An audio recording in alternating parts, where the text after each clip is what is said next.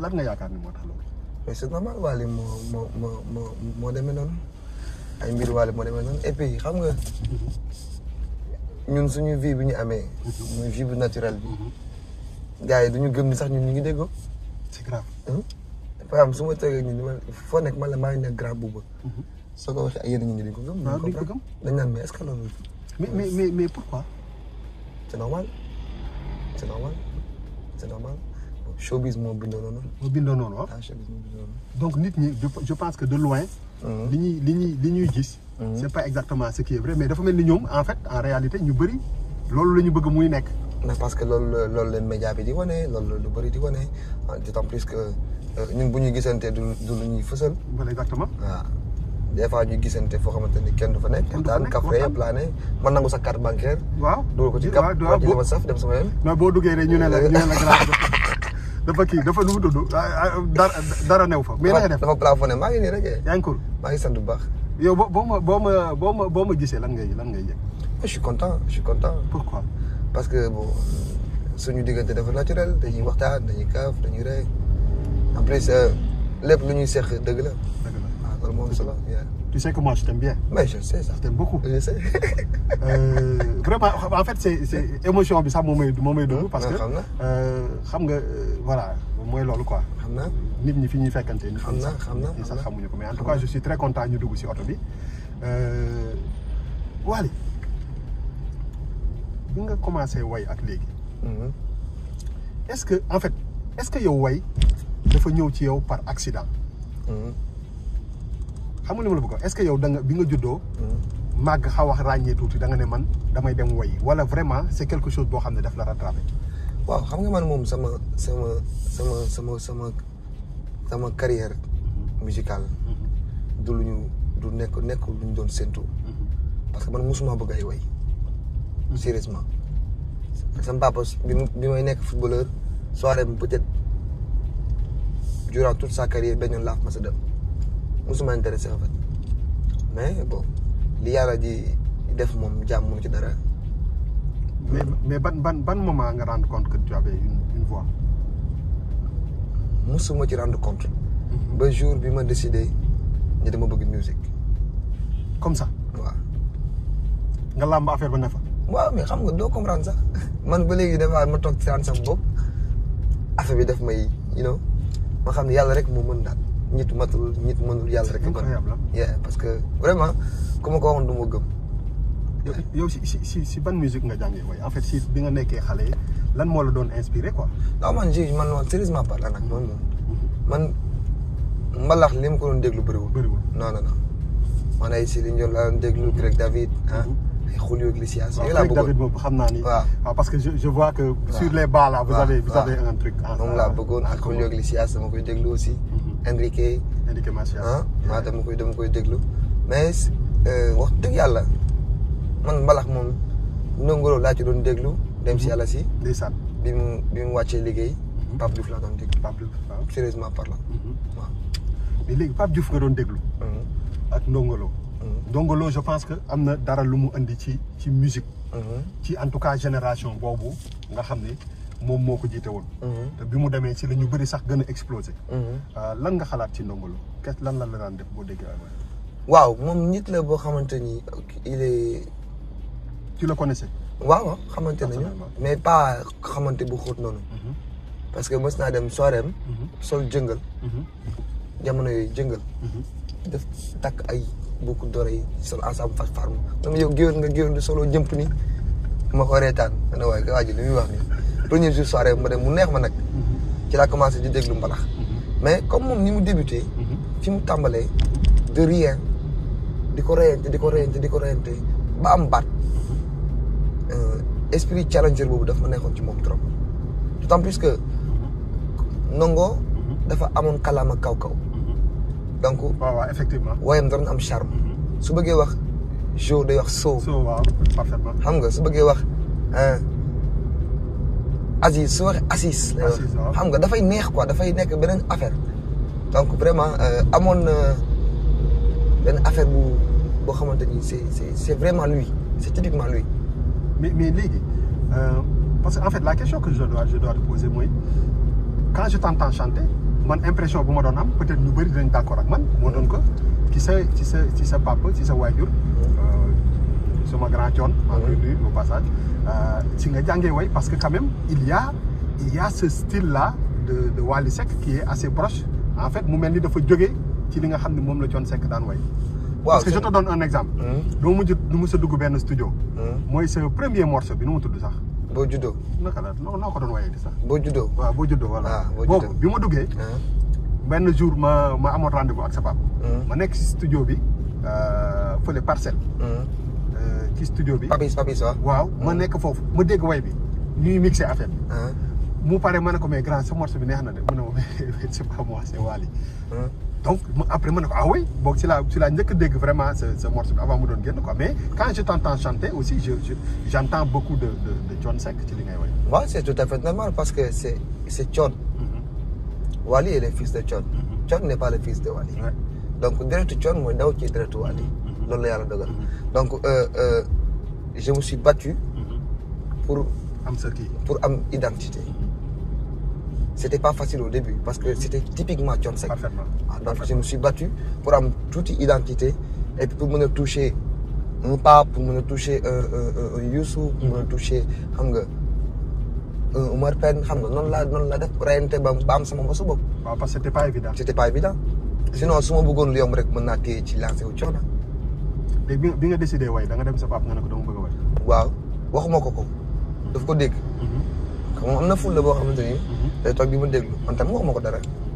mu toog waxuma ko dara mu ne ma yow dégg naa da ngay way ma ne ko waaw dama bu ma la gisee nga téye micro yow te noppee gu ma ci yow non xam dootoo ko defati ma ne ko baax na may sàcc di dem salaam jàll nag moom su ma waxalee yàlla rek waaw bokk na ci ñi jàpp sama carrière bu baax naka la si jàppee moo convaincre sa papa waaw parce que moom rek laa yaboon soirée salaam laa yaboon doon fa dem di def bëf waaw su ma demee mu jox ma micro ma waaye boobu ba kontaan kay may dem mu jox ma xaalis xam nga bu paree woo sama papa ne ko bàyyi jàmbur xam nga yu bëri mais vraiment moom nit la boo xamante ni salaam moom amee naa ko njukkal bu baax waaw léegi ban jour nga fàttaliku si le pas bi ne vraiment moom fils la le talent yi la damay jógee naa si jàpp ko bi ñu waree dem Gambie un jour mu ne ma léegi dinaa la jël mënoo wax normal te may fa moom may wax de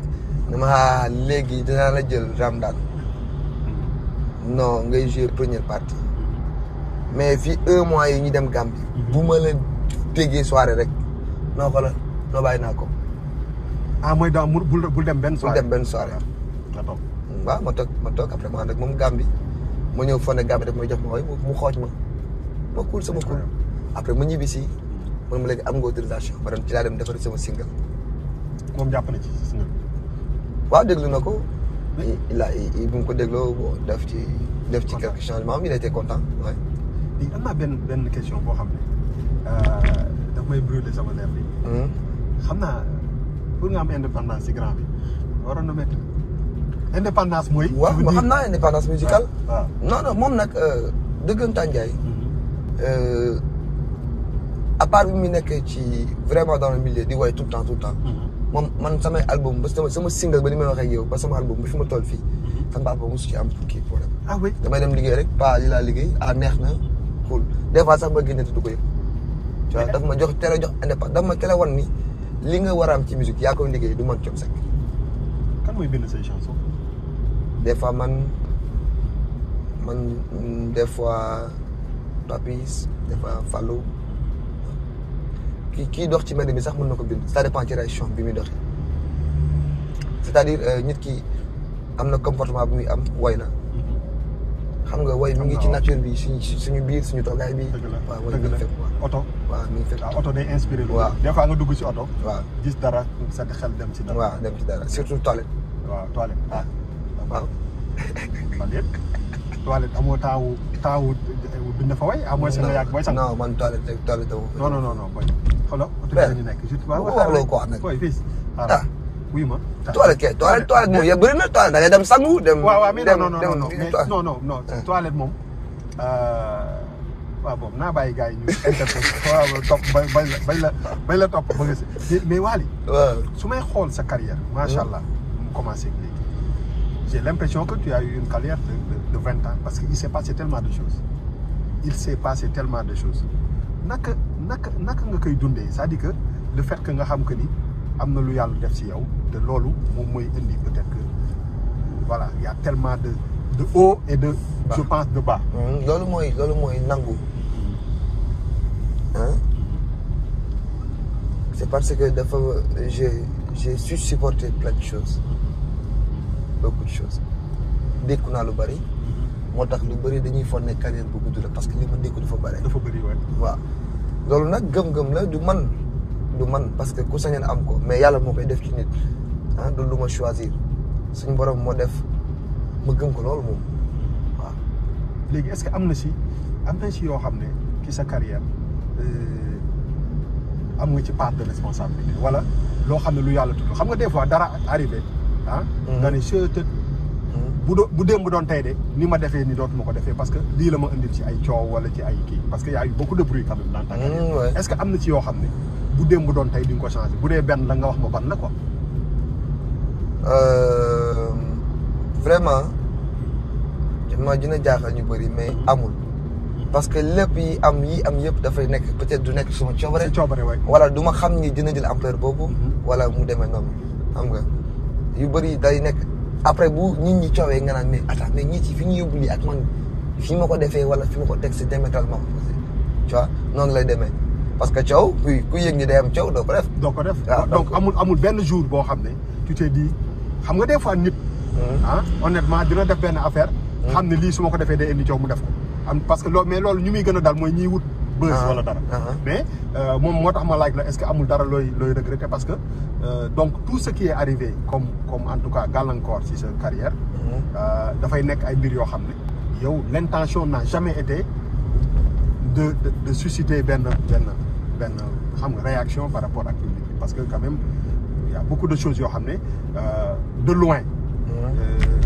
man par exemple personnellement quand je vois daf may wóor que ni dama naan bon je ne pense pas que Wally jóg pour def lii pour créer lale quoi. waaw xam nga yàlla mooy dogal buzz moom c'est autour de Wally du lu ma choisir alors lu bëri nit ñi mën nañ jàppee ni buzz la alors que c'est pas ça comme le cas du t-shirt. Voilà. Comment ça s'est passé? Le cas du t-shirt man xawma lii kii déjà lu la intéressé wul mënuloo ko xam lu la intéressé wul doo ko gëstu. Parfaitement. Alors man dugg naa ci boutique foot le cœur gis t-shirt bu ñu def arc-en-ciel mu neex ma lool sama xol ma jënd ko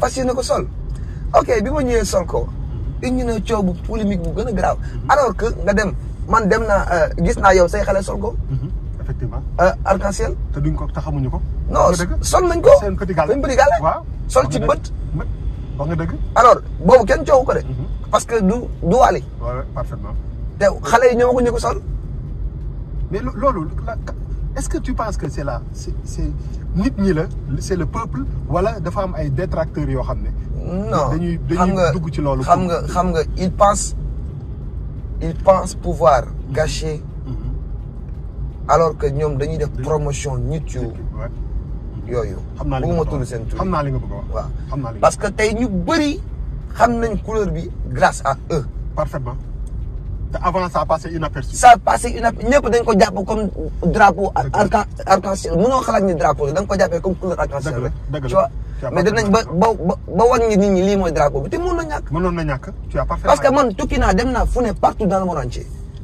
te mosuma koo xam te nit ku sob laa man dëgg la mais mosuma ko voilà da ngay xool ni parce que damay am dafa am benn nit boo xam ne sa benn xarit boo koy nuyu aussi muy Samuel dama toog benn jour il m'a appelé bu ma amee coow bi mu ne ma grand bi mu ne waaw mu ne ma je sais pas am na ñu ma doon woo ñaar ñett mu ne ma mais il était à Paris quand Wally ñoo ànd il m'a dit ça ñoo ànd fu dëkk bi jën yéen ma billahi grand ma ne ko je te crois mu ne ma ne ko bon anyway je pense que nit ñi des fois ñooy dugg ci ay xam nga dëkk bi demee mais il m'a dit que grand man maa ànd ak moom ñu dem jënd affaire bi te biñ koy jëndaw xam imaginer wuñu sax que ni lii dina indi coow. déggoo ma de man si benn yére laa soroon sama jabar moo gën non bii mu gën a rafet. kon mooy tànn yére yi. waaw c'est li gën a garaaw. yére bi.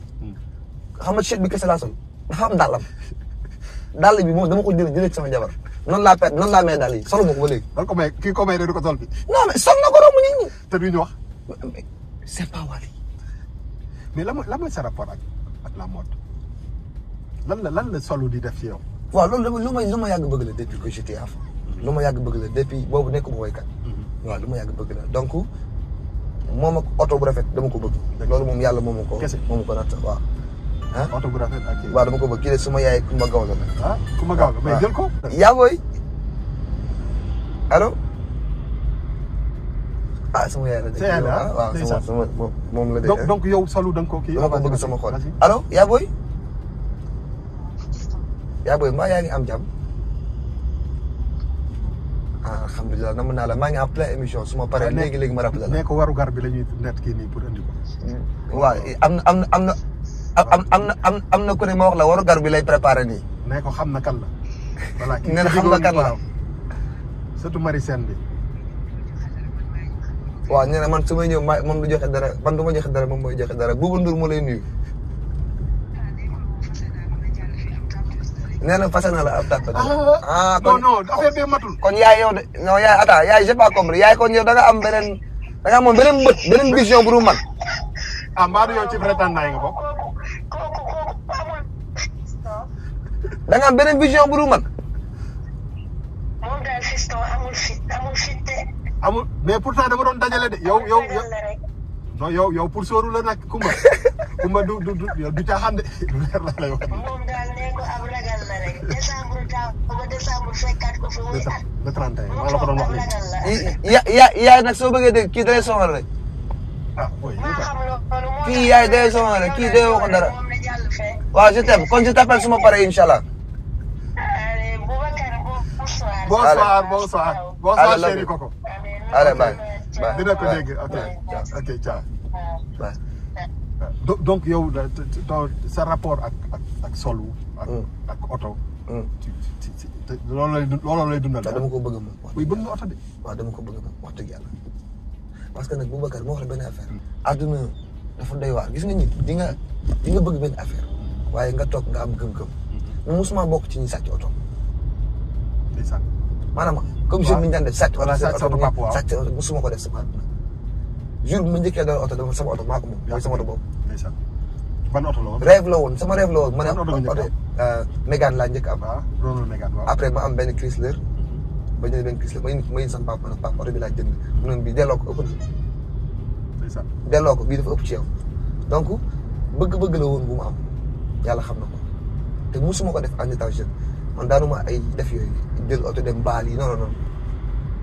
mais bëggoon naa ko sama xol. donc bi moo tax bi ma ko yàlla may dama koy def. oto ak kii rek la. waaw. oto ak solu rek. émission bi du àgg. émission bi du àgg. ndeysaan du àgg. du àgg. dama xam non dama kii rek dama laaj ndax oto. ndeysaan émission du àgg. L'autre question que parce que je vois machallah beaucoup de monde autour de toi. Comment tu le vis? J'ai l'impression que tu es tout le temps avec beaucoup de monde. waaw. da nga bëri ay soppe mais da nga bëri ay xarit. waaw man nag dama bëri ay xarit en plus je traîne jamais seul. du ma dox man kese. yow kese. non. avec des gens avec toi. parce que sooy dox yow kese tu peux faire des choses que tu vas regretter. waaw parfaitement di nga ànd ak kenn mu ne la lii. waaw léegi nag su fekkee da nga ànd ak ay nit. am na non sens yu bëri doo ko def. waaw nga dëgg parfaitement. tu vois d'autant plus que ñi ci teewuñu seen làmmiñ. tu comprends tu vas pas contrôler tout le monde donc tu vas contrôler toi ta façon de faire ses réactions di ko contrôler soo ànd ak ay nit. mais nan ngay dundee sa dundu sa vie ak sa vie d'ensemble mooy maanaam dund bi ngay dund sa kër ak sa njaboot sa jabar say doom ak dund bi ngay dund nga xam ne tu es tout le temps quand même entouré de monde est-ce que tu parviens à faire la différence. waaw parce que man sama kër socialisé moo fa am. sama kër ñëpp musuma fàttaliku sama kër fu ma tegalee plat tegal ñii plat non ñun ñëpp ñooy bokk lekk ndox benn ñii sax am na bu table bu xatee sax ñi dañuy jël seen loxo taxaw wala lazim man loolu laa xam quoi loolu lañ ma yaree donc sama kër viu Baye Fall moo fa am gars yi ne fa café bi ataaya xam nga groupe lo tu vois léegi qu'est-ce que tu penses de la musique sénégalaise fu mu toll ça marche très bien ça marche très bien su ma waxee ça marche très bien c'est-à-dire ñi fi nekk il ne dispose pas beaucoup de moyens et malgré tout ñu ngi réalité pour mu dem mon oncle y a plus de musiciens au Sénégal amatul ñëpp dem nañu amatul musicien et ça c'est un grand problème waaw gars yëpp dem nañu tu as besoin de tey boo doon wër batteur doo gis 3 batteurs yu mais je sais je te confirme que loolu c'est le plus grand problème xaw ma lu gars yi seetaan ba musiciens yi fi nekkoon di jouer ñëpp dem nañu Europe voilà donc digam ñi fi nekk nag ñoo fi nekk di réalité kon ça marche c'est-à-dire que moyen de bord lañu amul mais gars yi vraiment ñi fi nekk ay jàmbaar lañu waaw yow sa musique lan mooy parce que en fait qu'est-ce que tu as hérité du Ramdan en termes de